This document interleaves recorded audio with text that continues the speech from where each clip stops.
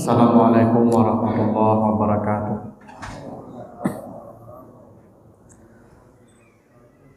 Alhamdulillahi rabbil alamin. Salatu wassalamu ala asyrafil anbiya'i wal mursalin wa ala alihi wa ashabihi ajmain. Bapak, ibu-ibu, kaum muslimin jamaah subuh yang dimuliakan Allah, kembali kita bersyukur kepada Allah atas segala karunia-Nya. Salawat dan salam untuk Nabi kita Muhammad sallallahu alaihi wasallam. Bapak Ibu yang saya muliakan, pagi ini dan beberapa pertemuan ke depan saya ingin mengajak Bapak Ibu untuk kita membahas satu kitab, judulnya Az-Zikru wa Doa fi Dawil Kitab wa Sunnah. Zikir dan doa dalam tuntunan Al-Quran dan Sunnah. Buku ini ditulis oleh seorang ahli hadis dari Saudi, namanya Syekh Abdul Razak Al-Badar. Dia seorang ahli hadis yang membuat buku dengan tuntunan zikir dan doa yang sangat lengkap. Saya melihat dari sekian buku-buku tentang zikir dan doa yang pernah saya lihat, inilah buku yang terbaik, paling tidak menurut saya. Apa alasannya? Pertama, buku ini paling lengkap zikir dan doanya. Mulai dari kita bangun tidur sampai bangun tidur lagi. Bukan dari bangun tidur sampai bangun tidur lagi. Karena ketika kita tidur terkejut misalnya melompat kucing yang diatok, itu ada zikirnya Bapak Ibu. Ya, atau kita mimpi buruk misalnya, terbangun, ada zikirnya Bapak Ibu.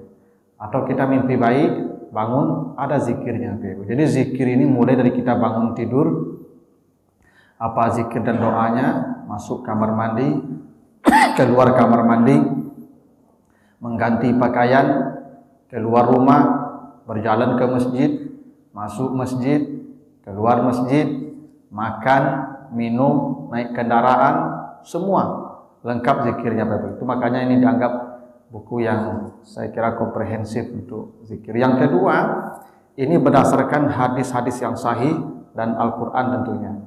Jadi tidak ada satupun zikir yang diajarkan di sini kecuali ada rujukannya, kitabnya jelas dan hadisnya sahih, dan kalau Al-Quran tentu tidak perlu kita perdebatkan. Nah, buku ini aslinya bahasa Arab, tapi saya sudah menerjemahkannya dan sudah terbit, sudah dicetak. Nanti saya tinggalkan satu untuk Bapak Ibu. Kalau ada yang mau kopi silahkan dikopi nanti. Kalau ada yang mau baca di sini silahkan. Baik Bapak Ibu, pagi ini kita akan bahas satu pasal, kita acak saja, tentang fadlu al-istighfar. Bagaimana keutamaan istighfar.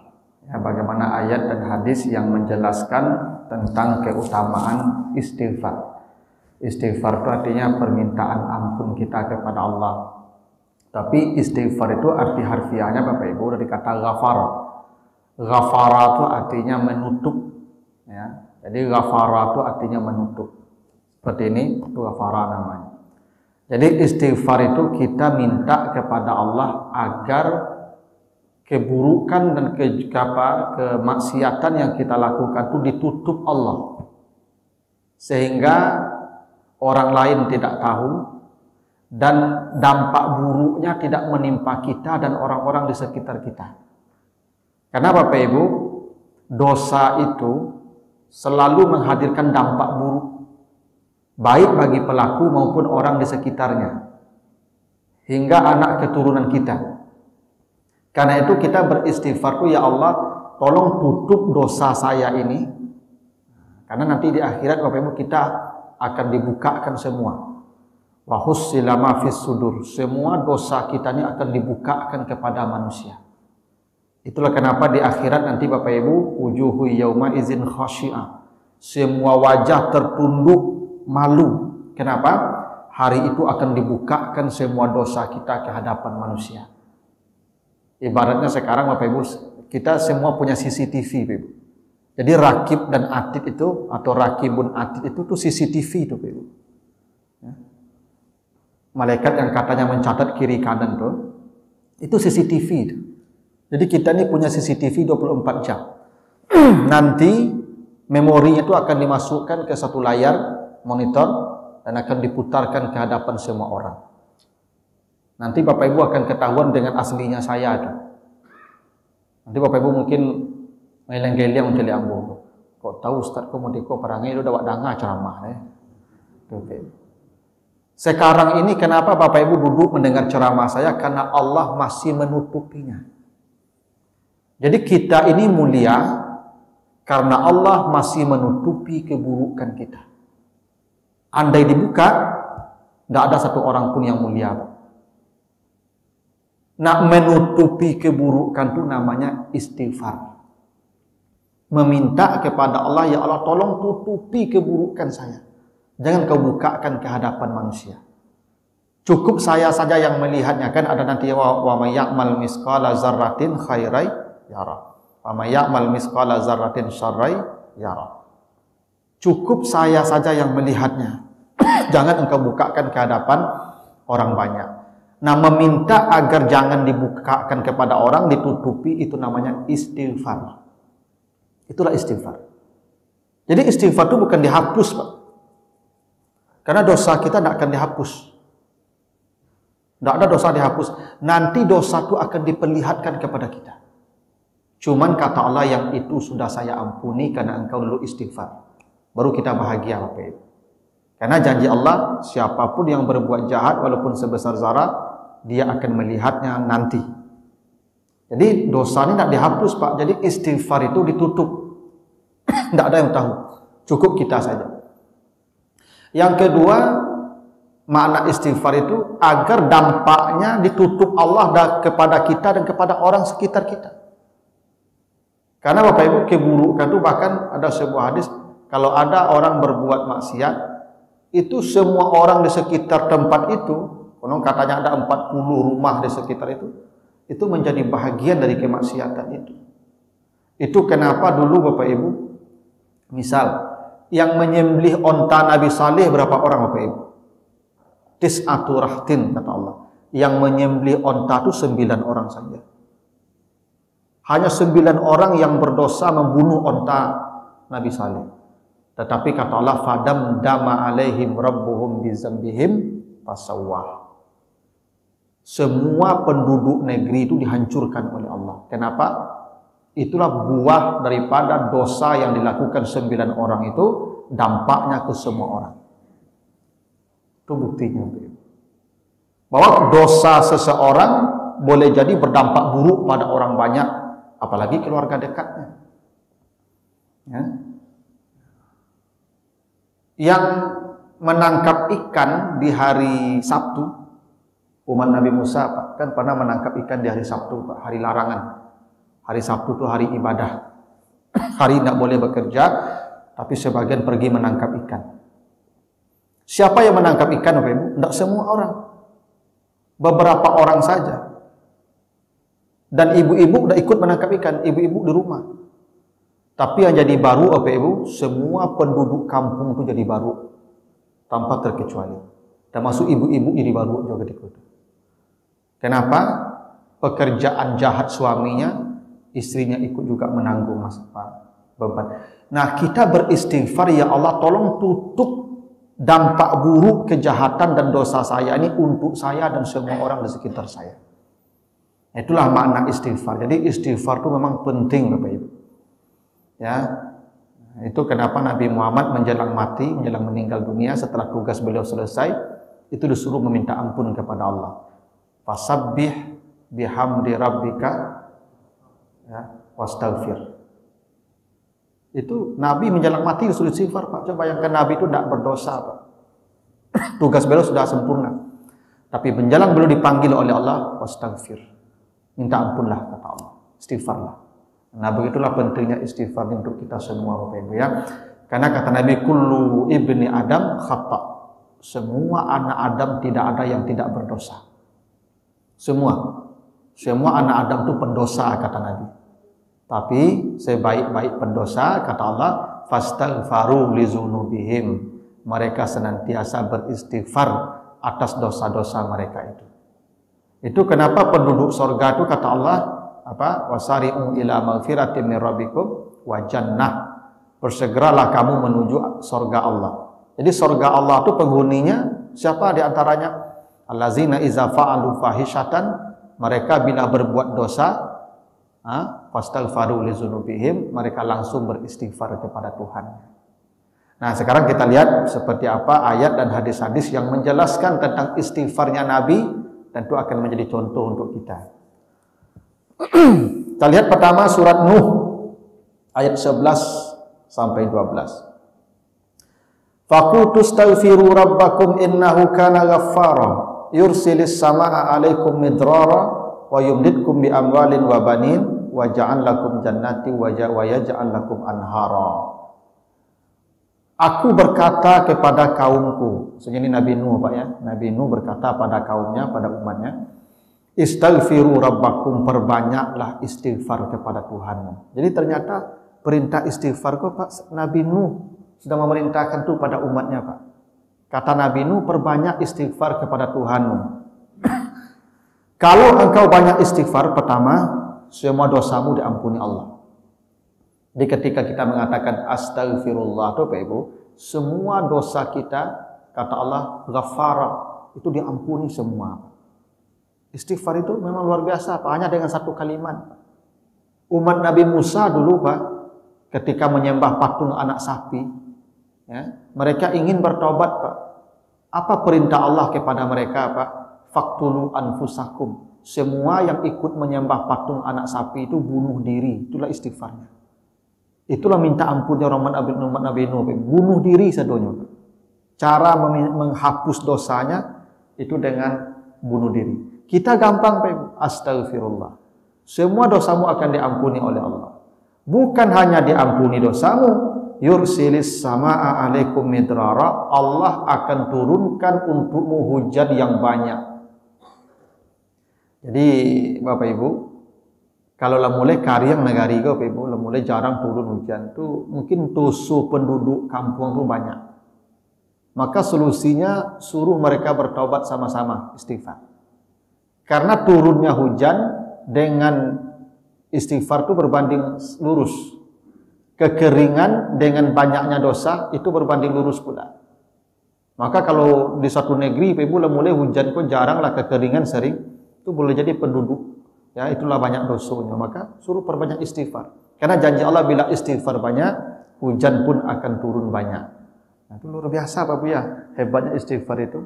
Ya, itu buktinya istighfar kita, dosa kita akan mempengaruhi semua kita Pak. Boleh jadi yang berdosa beberapa orang, tapi dampaknya ke banyak orang. Jadi kekeringan melanda satu negeri itu boleh jadi karena dosa beberapa orang.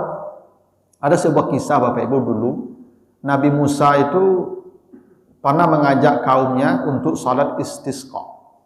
Karena hujan tidak turun-turun. Maka salatlah minta hujan. Tobat sama-sama dulu. Semua tobat. Itu makanya sebelum salat istisqa itu Bapak Ibu puasa 3 hari dulu Pak Ibu. Ya, tak tiba-tiba sampai kalau kamu kumpul lah Ibu, puasa 3 hari itu. Kenapa puasa Ibu? Karena puasa itu pengampunan dosa. Ibadah yang tujuannya mengampuni dosa itu puasa. Itu makanya kata Nabi, ya, man shoma Ramadan, siapa yang puasa Ramadan, imanan wa ihtisaban, dengan keimanan dan perhitungan, ghufira lahu ma taqaddama min dzanbihi, kan, diampuni semua dosanya. Jadi memang puasa itu pengampunan dosa. Itu makanya kembali ke fitrah. Itu makanya kata Nabi, siapa yang puasa Arafah, ya, puasa di hari Arafah 9 Zulhijjah, menghapus dosa setahun yang lalu dan dosa setahun yang akan datang. Itu maka hari raya Idul Adha aku lebih kadang pada Idul Fitri. Idul Fitri kita berhari raya seharinya Pak Ibu. Kenapa? Sebulan waktu puasa, setahun diampuninya Pak. Tapi kalau Idul Adha sehari puasanya Pak, 2 tahun diampuni. Itu makanya Idul Adha aku puasa apa hari rayanya sampai hari 10, sebalik, 2 balik, 3 balik. Ya, itu takbir berkumandang hari itu. Kenapa? Kemenangan Idul Adha aku lebih kadang pada Idul Fitri Pak. Idul Fitri kita puasa sebulan, yang diampuni mata kedamasannya Pak, dosa setahun yang lalu. Ya, yang terhitung sejak Ramadan yang lalu.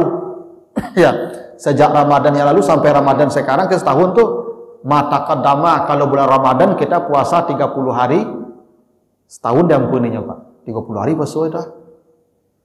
Puasa Arafah sehari mananya Pak Ibu yang diampuni Al-Madiyah setahun yang lalu, wama ba'daha dan setahun setelahnya, 2 tahun Pak. Sehari puasa. Itu aku sampai hari wak takbirnya Pak. Nah, tuh. Jadi puasa itu ibadah pengampunan dosa. Itu makanya sebelum salat istisqa, semua penduduk negeri itu disuruh puasa sadonya lu. Jadi kalau lah salat istisqa, apa Ibu tidak turun-turun je hujan dah. Ya, mungkin ada yang tak puasa tu. Ada yang tak taubat tu Pak. Suruh puasa lu Pak. Itu kenapa dulu Nabi Musa itu Pak Ibu setelah salat istisqa, taubat sama-sama, hujan tak turun juga. Maka Nabi Musa bertanya kepada Tuhan, ya Tuhan, aku nak turun juga hujan ni Pak. Padahal kami lah taubat sadonya. Ya, dan minta ampun semua. Apa kata Allah? Masih ada satu orang pezina di antara kalian yang belum bertaubat. Itu kata Allah. Masih ada satu orang di antara kalian ya pezina yang belum bertaubat. Lalu Nabi Musa berkata di atas mimbar, ada satu di antara kalian pezina yang belum bertaubat. Selama dia yang satu belum bertaubat, hujan tidak akan turun. Itu kata Musa di mimbar.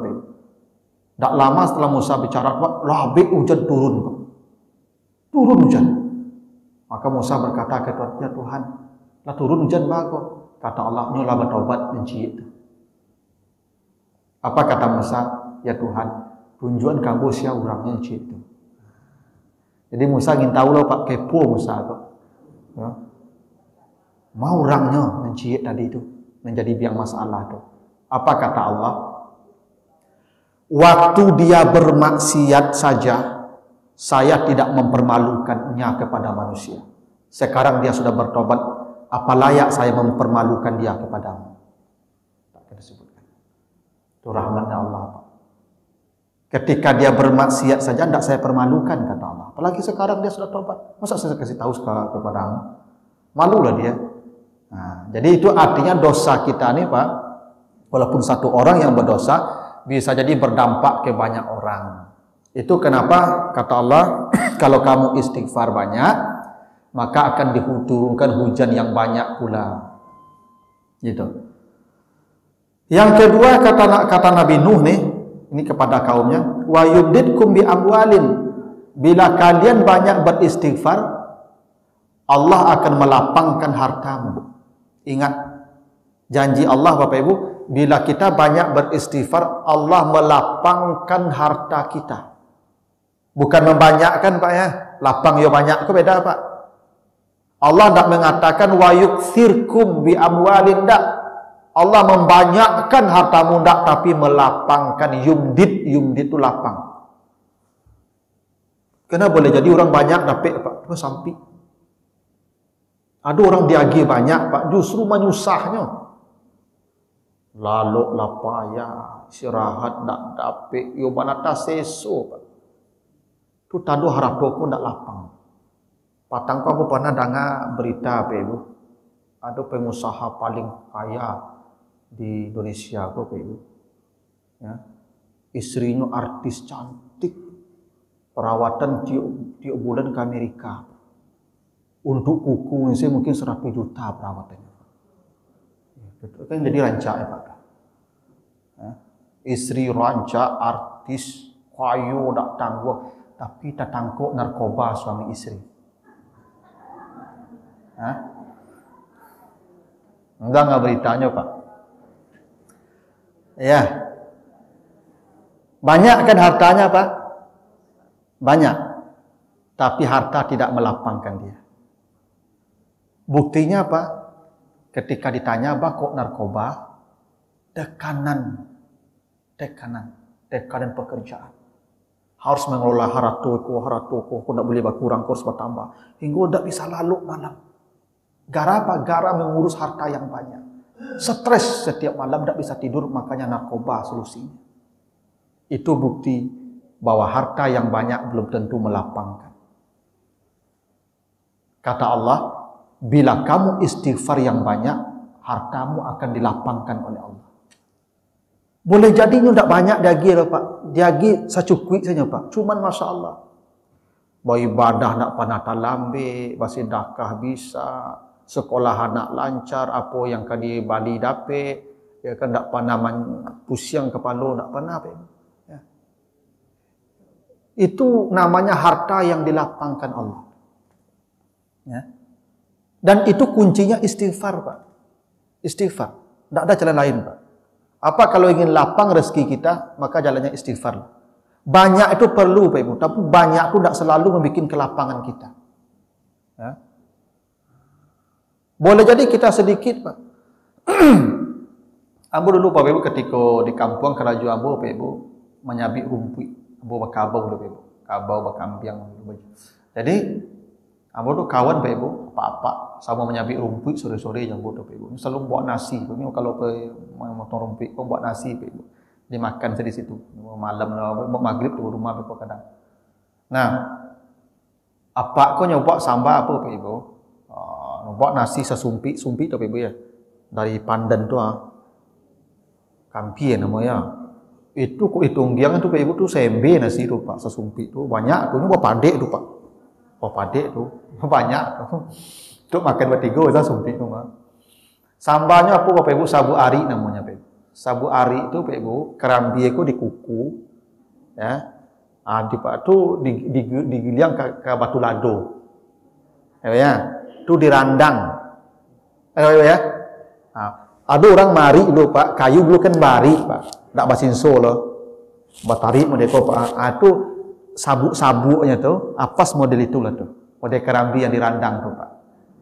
Itu Bapak Ibu, kalau sabu ari itu sambal orang paling miskin tu, Pak Ibu. Di kampung, Pak Ibu, kalau ada orang paling miskin statusnya, itu sambalnya sabu ari itu lah tu. Ya nak do nilai gizi tu, Pak Ibu. Sayurnya ubi pucuk ubi, Pak Ibu. Ketika kamakan tu, Pak Ibu, nyobuka sambalnya, nyobuka nasinya, Pak Ibu, yobana habis. Ambu Bapak Ibu jarang-jarang mencari ada orang makan selama apa tu makan. Padahal yang dimakan nasi putih sabu ari. Ada orang lah sameja sambal, Pak Ibu. Mangirungu sebut Pak Ibu. Enak. Padahal lah sameja sambal, Pak Ibu. Kenapa? Yang banyak kok tak terasa lapang, Pak.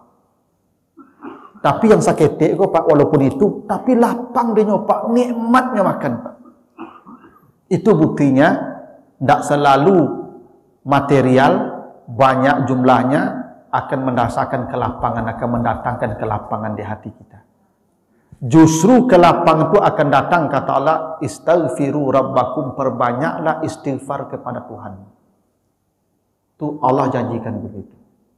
Nah, yang ketiga, wa yumditkum bibanin, Allah akan melapangkan anak-anakmu, keturunanmu.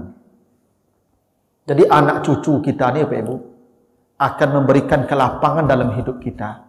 Kuncinya satu, perbanyaklah kita istighfar. Jadi kalau ada anak, Bapak Ibu, menyasak awak saya, dia hari masuk kantor polisi dia, jangan salahan anak Bapak Ibu tu, apa yang salah, apa yang kurang istighfar tu, sehingga anakku menyasak dadu awak. Ya. Ada orang punya anak 10, Pak. Rasa mengurus anak seorang saya, Pak. Saulah si anak kau sadar.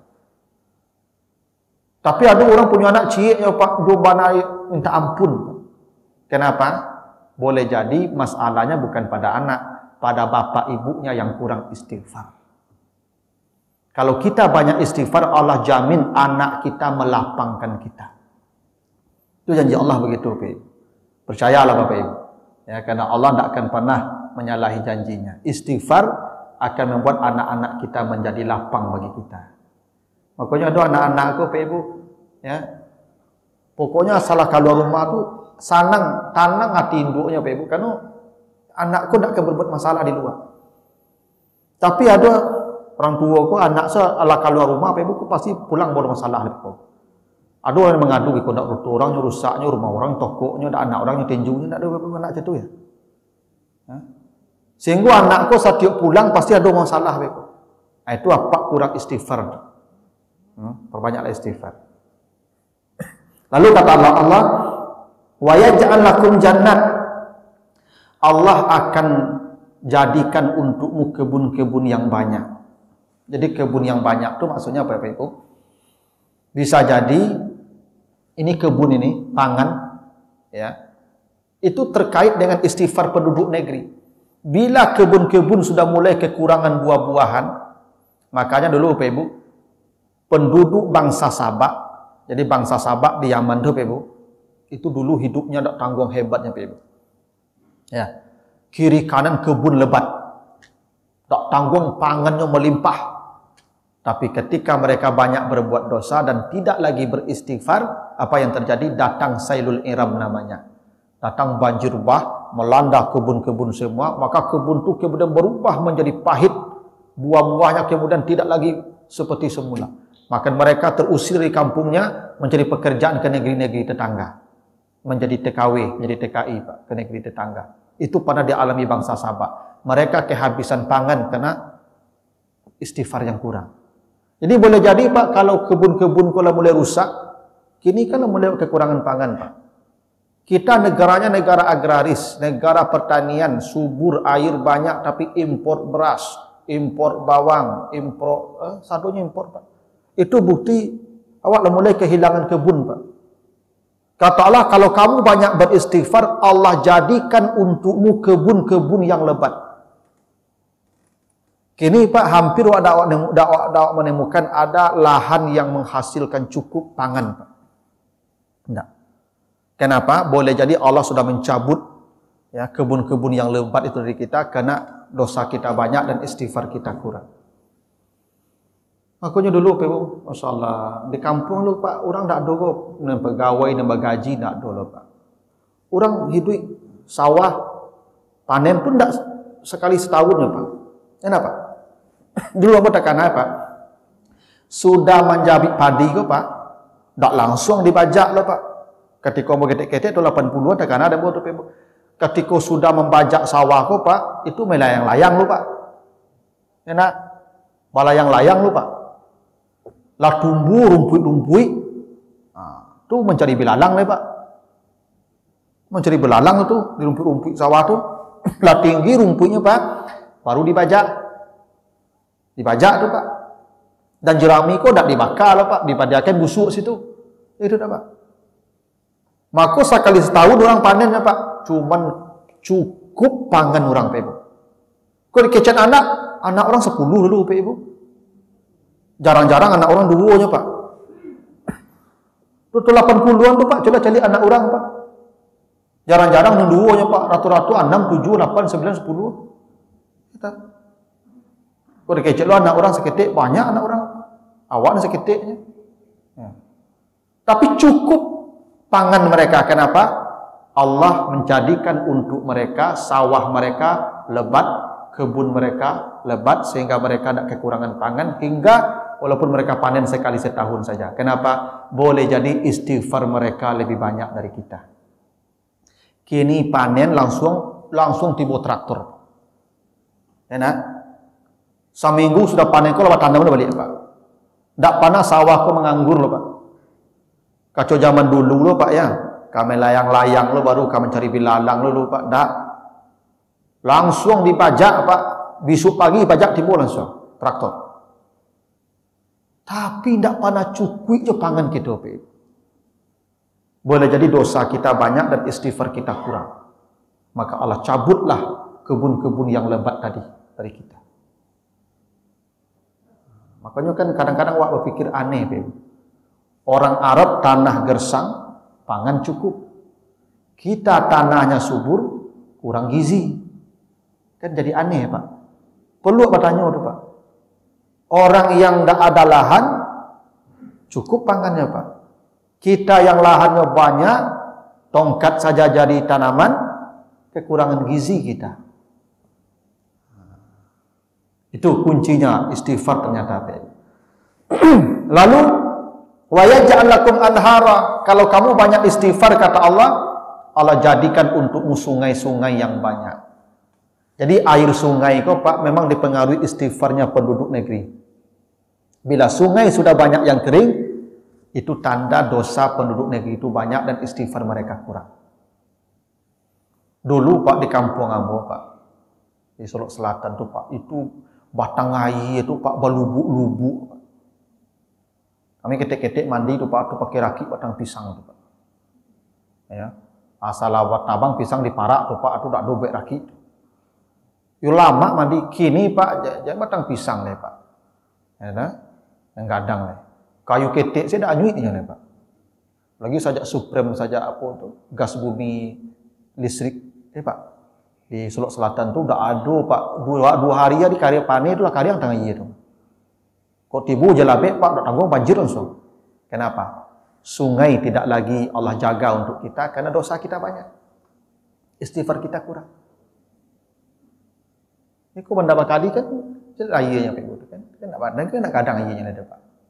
Tak zaman dulu ayahnya ada Pak. Lubuk menturun tu Pak, tahun 80-an kecil orang tua air tanggung rancak gadang Pak. Kini 3 hari saya panen Pak, kadang lubuk menturun tu. Kenapa? Karena boleh jadi istighfar kita kurang. Allah menjamin bila banyak beristighfar penduduk negeri itu, Allah ciptakan, Allah jadikan sungai-sungai mereka tetap besar. Jadi jangan Bapak Ibu kira tak berpengaruh istighfarku di lingkungan Pak Ibu. Jangan Bapak Ibu kira dosa aku tak mempengaruhi lingkungan kita. Pasti Allah sudah sebut begitu. Ya. Nah, kita bahas ayat yang kedua. Nanti selanjutnya kita lanjutkan. Surat Hud 52. Ini Nabi Hud pula berkata pada umatnya. Kalau ini Nabi Nuh, sekarang Nabi Hud. Ya kaum istaghfiru rabbakum. Apa kata Nabi Hud? Wahai kaumku, perbanyaklah istighfar kepada Tuhan. Ini perintah Nabi Hud kepada kaumnya, ya bangsa Ad. Perbanyaklah istighfar kepada Tuhanmu. Kalau banyak kamu beristighfar, yursilis samaa alaikum midrara, sama dengan apa? Dengan janji umat Nabi Nuh tadi. Allah turunkan hujan yang banyak. Wa yazidkum quwwatan ila quwwatikum. Allah tambah kekuatan badanmu. Ternyata Bapak Ibu, imunitas tubuh kita ini dipengaruhi dosa kita, Pak. Kata Allah, bila kau banyak beristighfar, Allah tambah imunitas tubuhmu. Yazidkum quwwatan ila quwwatikum, ditambah kekuatan badanmu. Apa hubungan istighfar dengan imunitas tubuh? Jadi ubik corona itu istighfar apa banyak? Sebab virusku akan menyerang orang yang imunitasnya lemah. Ternyata kuncinya kata Allah di surat Hud Bapak Ibu ya. Surat Hud ayat 52 ini. Ternyata kekuatan tubuh kita ini imunitasnya ditentukan oleh istighfar kita. Karena begini Pak, Nabi pernah ditanya, apa itu dosa? Nabi tanya, apa itu dosa ya Rasulullah? Apa kata Nabi? Dosa itu mahaka fi sadrik. Dosa itu sesuatu yang membuat hatimu gelisah. Itu dosa Pak. Setiap dosa pasti menghadirkan kegelisahan hati. Pasti. Apa ibu kalau bercakap, jo suami, le mau laluk atau tak mau laluk lah. Kenapa ibu berdosa? Kecuali lah tiap hari bercakap, lama laluk ibu tu. Ya. Tapi kok sekali-sekali bercakap, bapak ibunya tak kena mau laluk lah. Kenapa? Baik apa maupun ibu. Karena sifat dosa membuat hati kita gelisah. Cuba lah ibu, orang yang korupsi itu ibu ada kena mau laluk ya matu, yakinlah. Ada rasa takut yang selalu menghantui. Kalau hati tidak tenang, dampaknya tidur tidak nyenyak. Bila tidur tidak nyenyak, dampaknya makan pun tidak enak. Bila tidur terganggu, bila makan sudah tidak normal, maka imunitas tubuh akan turun.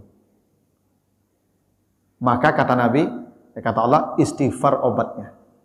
Bila kamu istighfar, Allah tambahlah kekuatan badanmu. Itu makanya mohon maaf Ibu ya. Dulu ustaz-ustaz buya-buya sesuap Pak. Jarang sakitnya Pak. Ambo tak kena guru ambo Pak Ibu 85 tahun kurang lebih. Tidak ada sakit Pak. Mati, sakit mati saja Pak. Ini memang tidak lo kayu, lepaknya guru mengaji ya Pak. Sore mengaji, malam wirid ibu-ibu. Pokoknya paduk maja itu saja Pak. Hidupnya tidak kayu tapi cukup lah. Tapi tidak pernah sakit lah Pak. Kuat badannya Pak. Kenapa? Boleh jadi istighfar mereka tuh banyak. Maka Nabi Muhammad, coba Bapak Ibu baca sejarah Nabi Muhammad. Ada enggak Nabi itu sakit, Pak? Tidak pernah, Pak. Bahkan Nabi itu pergi perang umur 57. Perang Badar tuh, Pak, itu perang pertama setelah hijrah itu.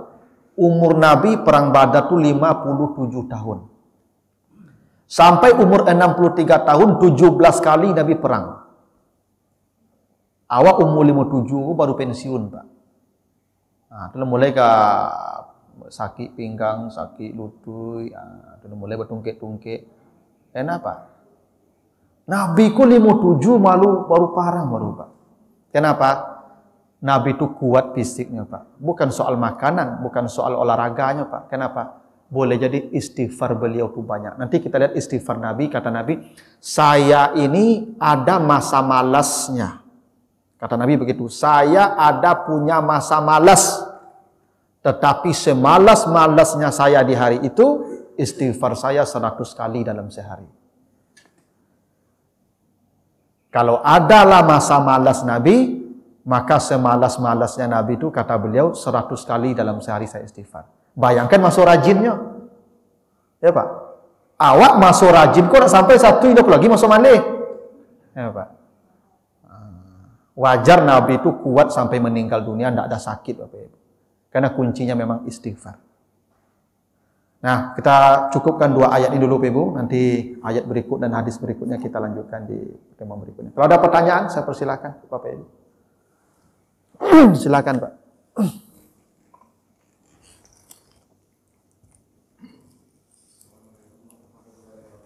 Waalaikumsalam.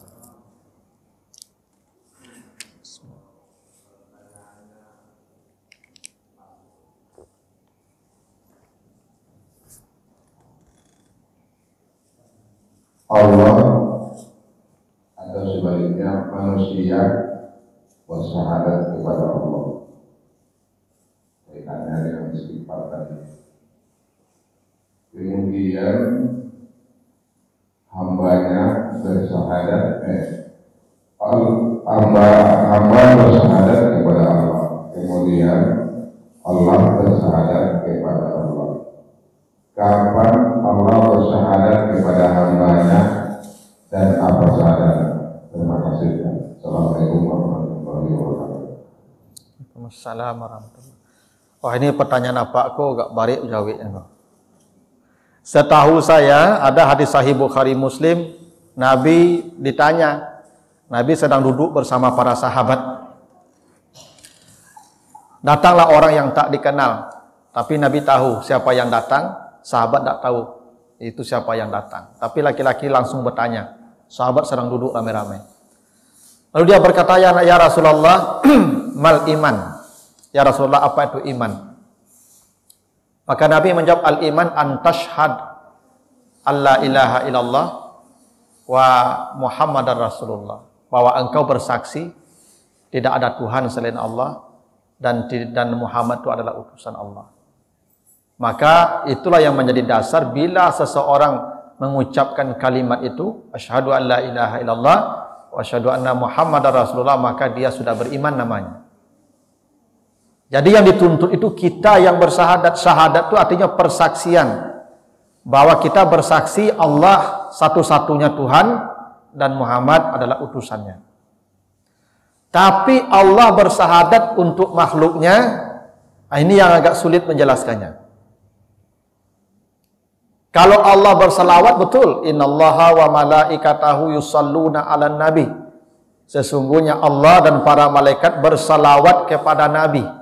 Bersalawat di sana bukan bersalawat dalam pengertian Allahumma shalli ala Muhammad, tapi Allah dan para malaikat itu ikut memberikan menghargai, memuliakan Nabi dengan caranya. Bukan dengan mengatakan Allahumma shalli ala Muhammad. Kalau Allah berdoa, kan Allah tempat kita berdoa. Bagaimana Allah kita katakan berdoa? Kan Allah itu berdoa, Pak. Allah dan para malaikat bersalawat itu berdoa. Sekarang Allah berdoa, bagaimana cara Allah berdoa, Pak? Allah tempat berdoa. Nah, sama dengan itu, Pak. Allah bersyahadat kepada makhluk. Bagaimana bersyahadat Allah, Pak? Yang bersyahadat itu kan kita. Cuman ada pemahaman dalam dunia filsafat dan dunia tasawuf begini, Pak. Syahadat di sana maksudnya hadir. Itu makanya saksi itu disebut syahid. Karena saksi itu orang yang hadir di tempat kejadian. Ya, Pak ya. Syahid itu artinya saksi, orang yang hadir di tempat kejadian. Syahadat itu ya, itu artinya menghadirkan Allah di hati kita. Maka kalau Allah bersyahadat, bersaksi ya untuk makhluknya, Allah hadir dalam rupa makhluknya. Tapi kita bukan Allah, tapi Allah berhadir. Kita ini Bapak Ibu adalah persaksian Allah itu ada. Kira-kira begitu. Kita ini alam, Pak. Alam ya. Alam itu artinya tanda.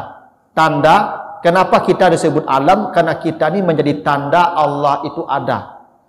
Jadi kita ini adalah kesaksian bahwa Allah itu ada. Kita. Kalau tidak ada kita ini, Pak, bagaimana kita tahu Allah itu ada? Kita tahu Allah itu ada lewat kita ini. Lewat ini semua. Ini alam namanya, petanda Allah ada. Itu kenapa Bapak Ibu, orang-orang yang sampai ke level tauhid yang murni itu, dia tidak melihat ini orang, tidak. Yang dia lihat hanyalah Allah semata. Maka kalau nyuruh tinju orang, Pak, nyuruh tinju orang, alhamdulillah. Kenapa? Yang meninju itu bukan dia. Tapi Allah yang sedang menampakkan jabarnya lewat orang ini. Allah punya sifat jabar enggak, Pak? Jabar itu apa? Kasar. Dari mana Tuhan? Dari mana kita tahu Tuhan itu kasar, Pak? Kurang, Pak. Orang inilah yang menjadi saksi Allah itu jabar. Kalau Pak tidak pernah ditampar orang, Pak tidak pernah tahu Allah itu jabar. Ya enggak?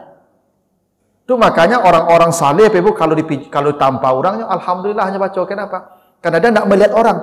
Yang sedang dia lihat Allah yang tampil lewat orang ini. Maka hati orang yang ikhlas, dia tidak terpengaruh dengan makhluk, mau dicaci, mau dihina, tidak ada pengaruh bagi dia. Kenapa? Dia tidak melihat orang ini ada.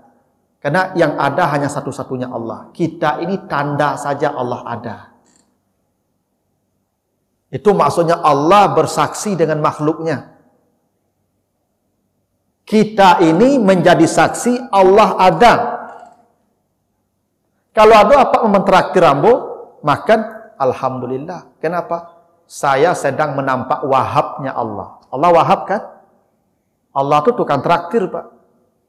Wahab namanya, Pak. Wahab itu tukang traktir artinya, Pak. Dari mana kita tahu Allah itu wahab? Kok dari apa yang mentraktir rambo, Pak? Alhamdulillah. Ya. Kalau ibu disipak di suami, alhamdulillah.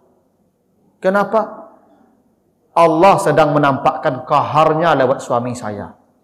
Allah punya sifat kahar enggak? Apa tuh kahar, Pak Ibu? Kahar kok, iya, tukang lapak. Itu kahar namun tukang lapak. Dari mana Bapak Ibu tahu Tuhan itu tukang lapak? Itu dari apa yang melapak Ibu? Alhamdulillah.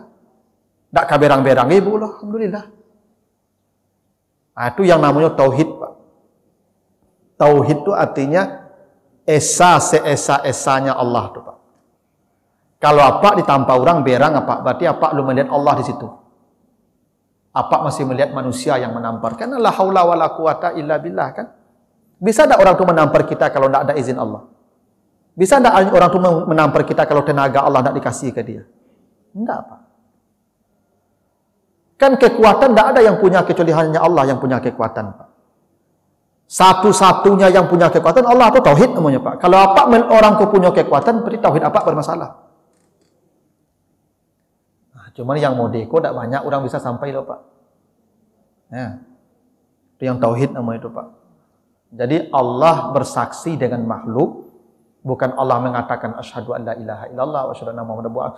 Bukan seperti itu kalimatnya. Allah menampakkan wujudnya lewat makhluknya. Itu sederhananya, Pak. Tapi ini bukan Allah. Allah menampakkan dirinya lewat kita. Makanya orang kalau tauhidnya sudah benar-benar murni, Bapak Ibu, Tidak ada pengaruh dengan perlakuan makhluk. Tidak ada. Seperti para nabi. Nabi Muhammad ditokok orang, dipijak orang, dilempar orang dengan kotoran. Tidak pernah Nabi marah ke orang itu. Kenapa? Karena Nabi Muhammad itu tauhidnya paling benar. Dia tidak melihat orang itu. Allah sedang memberikan, sedang datang pada lewat orang itu. Maka kalau orang lah bertauhid, tidak ada bercerai lah Pak. Kok dapat istri yang apa namanya Pak tu, yang merepet-repet setiap hari. Itu ya Allah sedang menampakkan mutakalimnya. Allah tu kan mutakalim, merepet. Baca doa Allah tahu Allah ku mutakalim tu, ibu memang cioci. Tu mutakalimnya Allah sedang tampak tu. Iya Pak. Iya. Itu maksudnya Allah bersahadat dengan makhluk. Allah menampilkan wujudnya lewat kita supaya kita tahu Allah itu punya yang tadi semua. Kan kita selamanya menyebut saja Pak. Ya Rahman, Ya Rahim, Ya Malik, Ya Kudus, Ya Salam. Kan itu sebutnya Pak. Itu kan sebutan baru tuh Pak. Belum sampai ke keyakinan itu. Kapan dia sampai ke keyakinan? Kalau Bapak Ibu di toko-toko orang, misalnya kan diampuk orang, sampai rusak itu, itulah yang Bapak sebut, Ya Muntakim. Itu itu. Itu mengapa Ibu berang ke orang tu? Muntakim tu. Allah sedang menampakkan muntakimnya lewat orang ini. Aman nak? Tak kado kan tu polisi panu orang lah Pak. Ada cakap-cakap, ada orang apa-apa polisi pensiun, jaksa pensiun, hakim pensiun, orang satu ya Pak. Kalau tauhid ko lah batu. Maka tauhid kau bermasalah, maka banyak masalah di bumi kau, Pak Ibu. Gitu, Pak. Tapi kau kajinya kau lah kaji apa kau, Pak? Ya. Kaji spesial. Silakan Ibu.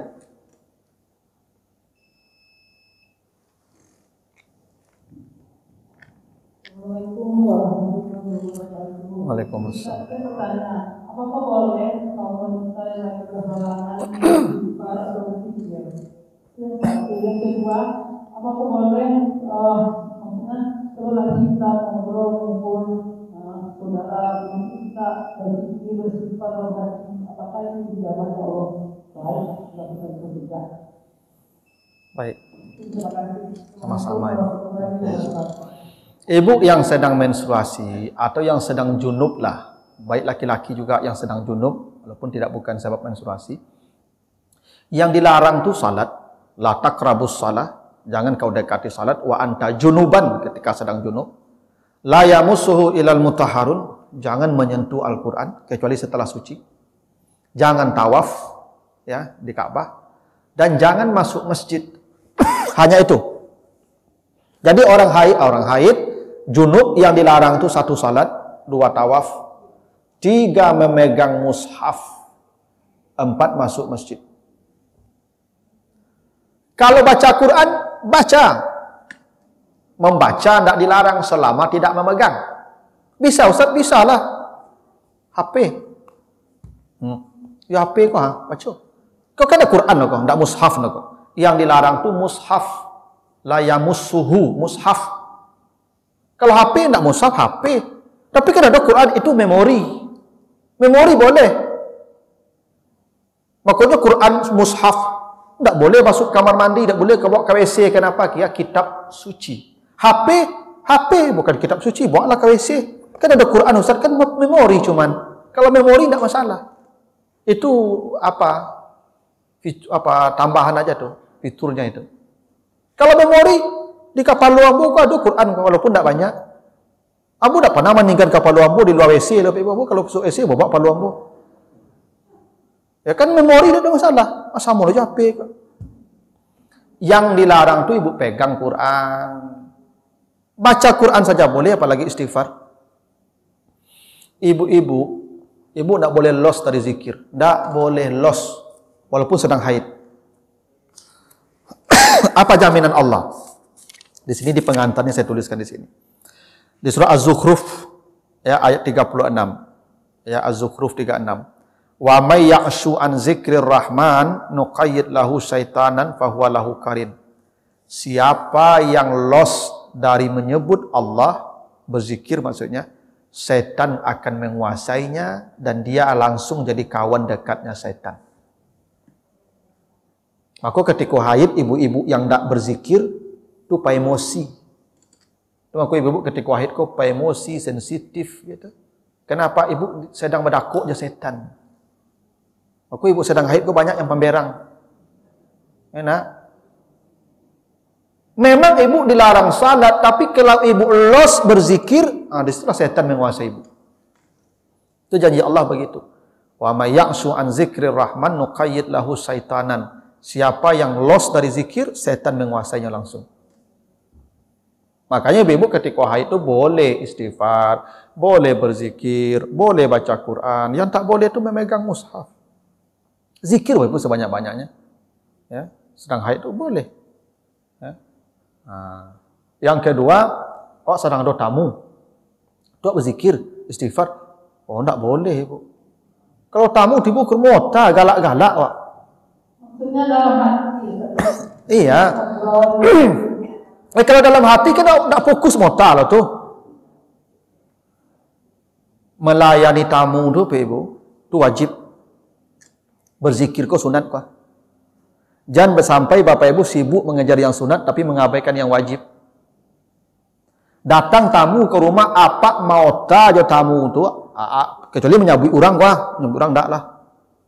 Mau ya kok anak nang kabotan, kok kerajo nang kabotan, nen silaturahim. Bawa nang ka akrab. Lebih kadang pahala itu tu daripada ibu istighfar le. Daripada ibu zikir le. Kenapa? Melayani tamu termasuk melawannya bicara itu kewajiban. Jadi apa ibu tiba rumah tamu dah duduk tahu.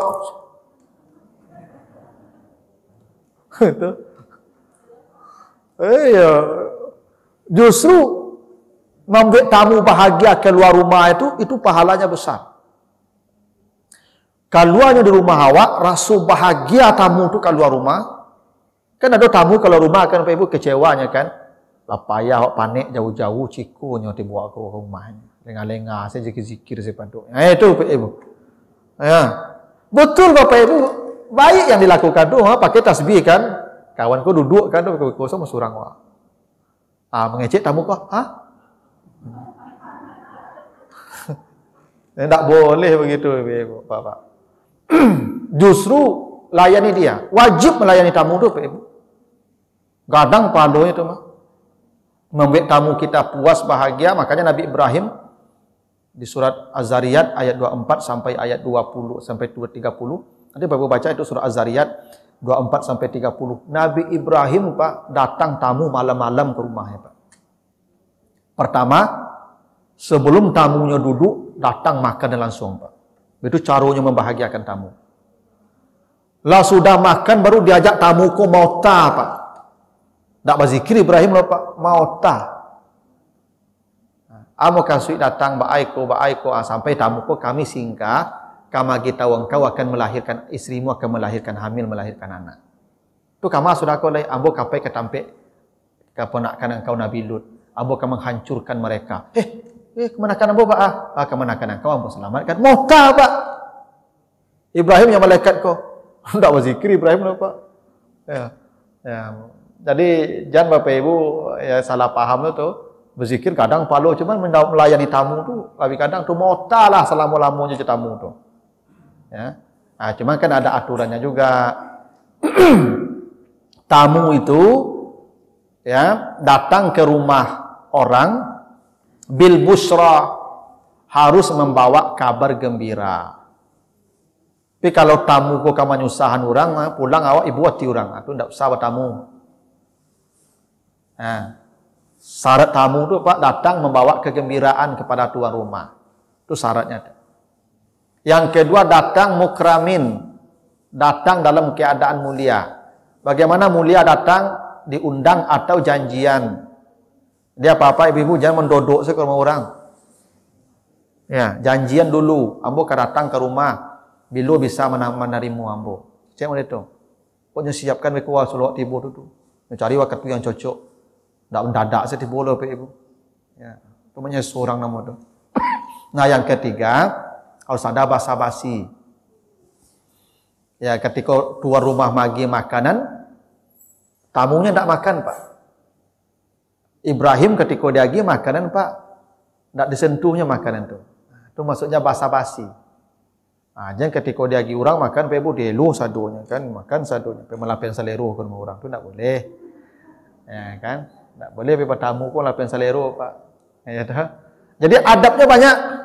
Yang bertamu ada adabnya, yang menerima tamu ada adabnya. Adab menerima tamu tuh gini lah Pak Ibu.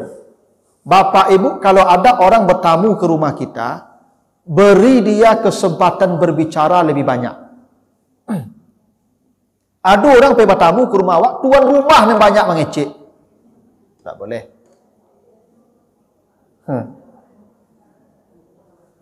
Kalau orang bertamu ke rumah awak karena dia ingin menyampaikan sesuatu, silakannya bicara. Awak merespon saya. Ajan tiba tamu ke Pak Pemendang awak, saya tamu ke rumah awak Pak. Itu enggak. Itu bukan tuan rumah yang baik. Ya, akan ada orang tertentu begitu Pak. Datang orang ke rumahnya bertamu Pak, enggak dapat mengecek tamu ke dia Pak. Ya. Gitu Ibu. Silakan. Masih ada apa Ibu ya? Cukup. Silakan Pak.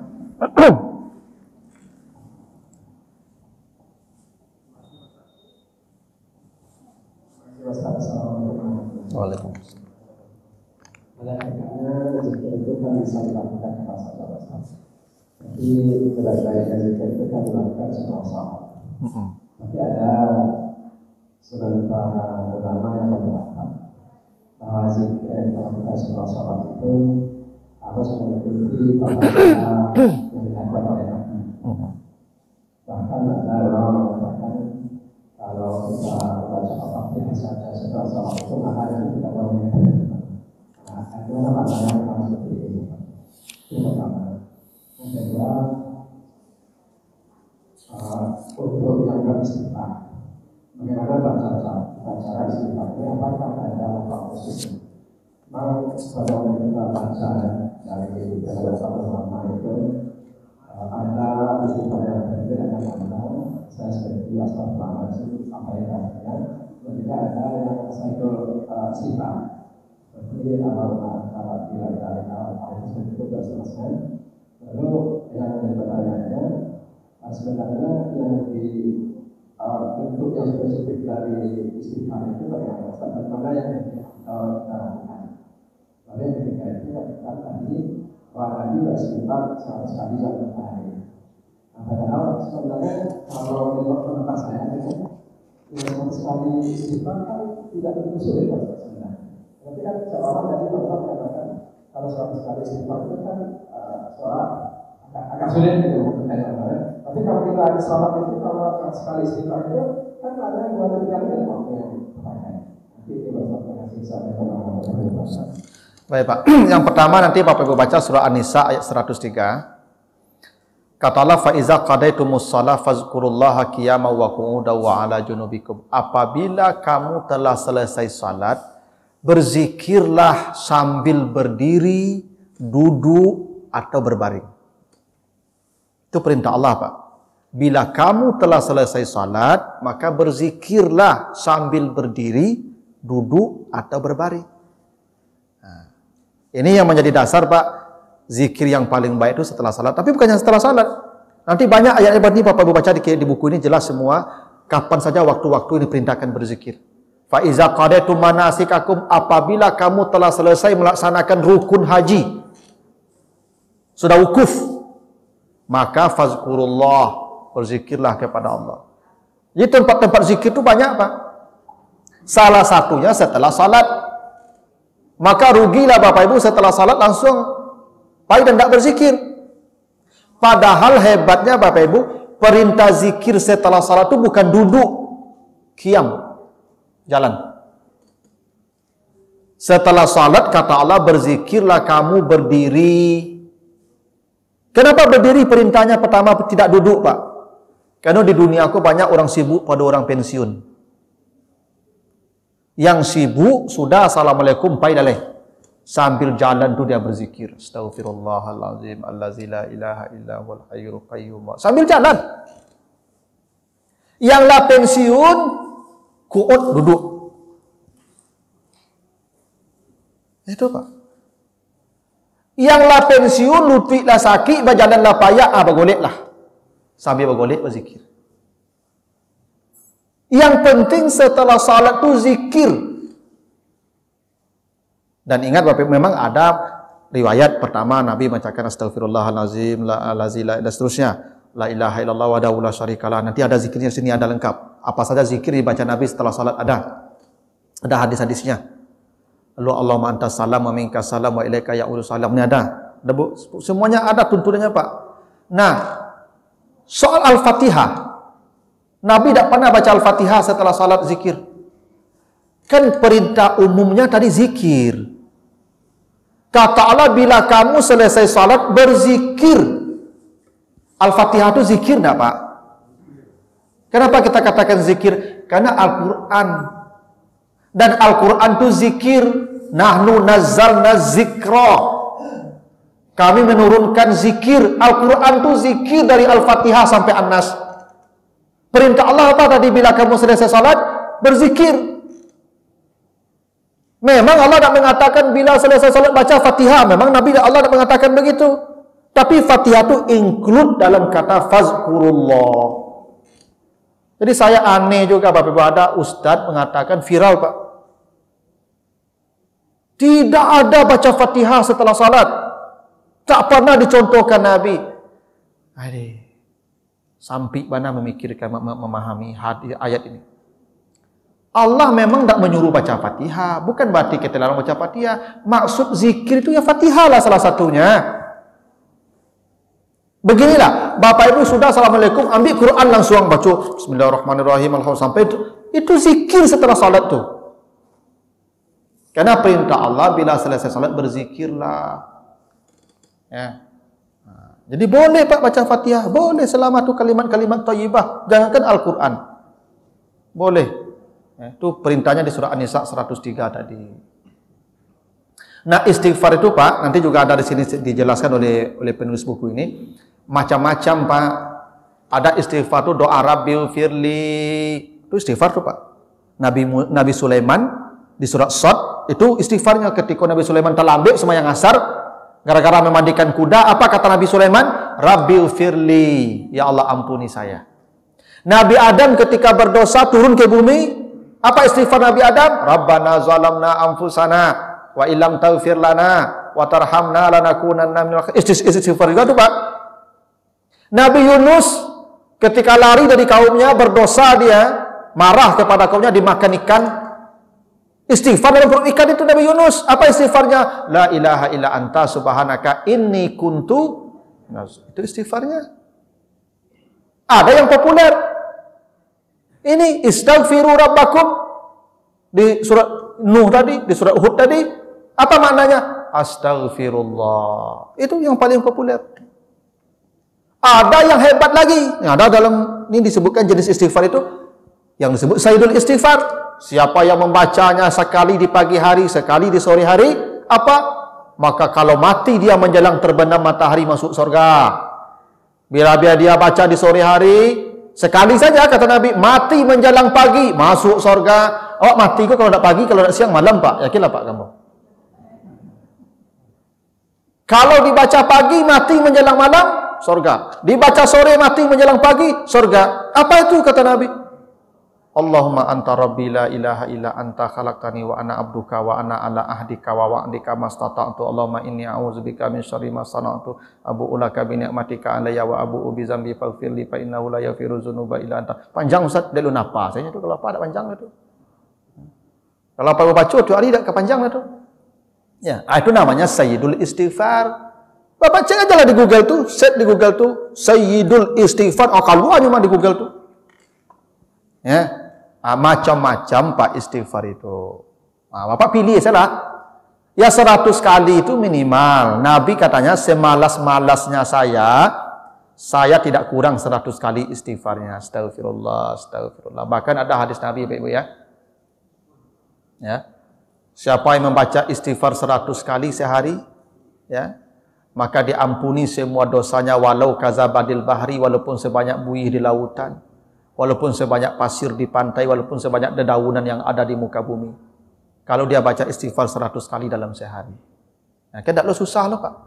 Kalau 100 kali kata beliau tadi, kita salat 5 waktu Pak. Bagi ampek saya ni, bagi 5 saya, 100 itu. 20 sudah subuh, 20 sudah zuhur, sampai 20 sudah isya. Kalau 20 kali kan tak payah lama sampai jalan pulang. Astagfirullah, astagfirullah, astagfirullah, astagfirullah, astagfirullah. Sampai pulang jalan ke rumah saya baca astagfirullah tu. 20 kali dekat lama lah tu. Oh kok disapu orang mereka jawab lalu. Bu, yo. Jadi bu. Oh, jangan. Ya.